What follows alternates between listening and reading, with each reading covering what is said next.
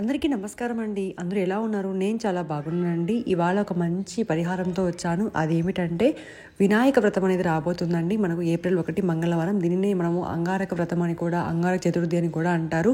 ఇక్కడ మీరు గమనించాల్సింది ఏమిటంటే ఇది సంకటహర చతుర్థి కాదు. దాంతోపాటుగా అంగారక సంకట చతుర్థి కూడా కాదండి. ఇది వినాయక వ్రతము అంటారు. చైత్ర మాసంలో మనకి వచ్చి చతుర్థి తిథిని మనము వినాయక వ్రతంగా జరుపుకుంటాం. ఈ రోజున పెళ్లి కాని యువతులు, అలాగే అమ్మాయిలు, అబ్బాయిలు ఎవరైనా కావచ్చు, చాలా కాలం విధంగా పెళ్ళికి మనం ట్రై చేస్తున్నాం, ఇంకా పెళ్ళి అవ్వలేదు అలా అన్నవాళ్ళు 11, 21, 51, 108 ఇలా మీకు ఎన్ని వీలైతే అన్ని సంఖ్యలో పసుపు కొమ్ములు తీసుకోండి.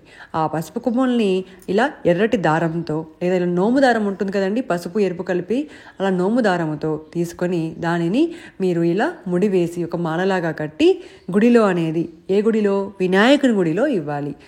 అయితే ఎవరికి పెళ్ళి కావాలనుకుంటే వాళ్ళే మెడలో వేస్తే చాలా మంచిది. కానీ మనం డైరెక్ట్గా గర్భగుడిలోకి వెళ్ళడానికి అంగీకరించారు కదా, కాబట్టి అక్కడ ఉన్న పంతులు గారికి చెప్తే వాళ్ళు వేస్తారనమాట. వాళ్ళ మెడలో, స్వామి మెడలో వేస్తారు. అయితే నేను మా అమ్మాయి తరపున చేయవచ్చా అని అమ్మగా, లేకుంటే అక్కగా, లేకుంటే తల్లిగా ఎవరైనా అడుగుతారు కదండి, వాళ్ళు వీలు కాకపోతే అలాగా అని వేయవచ్చండి. అక్కడికి వెళ్ళి సంకల్పం చెప్పి స్వామికి చెప్పుకొని, మా అమ్మాయికి కోసం నేను ఇక్కడ మాలేస్తున్నాను, మా అమ్మాయికి పెళ్ళి కావాలి, లేదా మా అబ్బాయికి పెళ్ళి కావాలి అని అలాగైనా కూడా ఈ మాల వేయవచ్చు. ఇలా మాల వేసి ఇంటికి రండి. 3 నెలల్లోపు తప్పకుండా అయితే పనులన్నీ కూడా ముందరికి వెళ్ళాల్సిన పనులు ముందరికి వెళ్తాయి. చాలామంది పెళ్లి చూపుల దాకా వస్తుంది, ఎంగేజ్మెంట్ దాకా వస్తుంది, కానీ మళ్ళీ చెప్తాము, మళ్ళీ కాల్ చేస్తాము అంటారు, మళ్ళీ ఏం చేయరు. అలాంటివి జరుగుతూ ఉంటాయి. అలాంటివన్నీ ఏమైనా జరగకుండా ఇబ్బందులు పడుతూ ఉంటే అలాంటి దోషాలన్నీ కూడా పోతాయి అన్నమాట. ఒకసారి ఈ రెమెడీని ట్రై చేయండి, చాలా బాగా హెల్ప్ అవుతుంది. ఈ వీడియో మీ అందరికీ కూడా నచ్చింది అనుకుంటున్నాను. హెల్ప్ అయితే లైక్ చేయండి, షేర్ చేయండి, అలాగే సబ్స్క్రైబ్ చేయడం మాత్రం మర్చిపోకండి.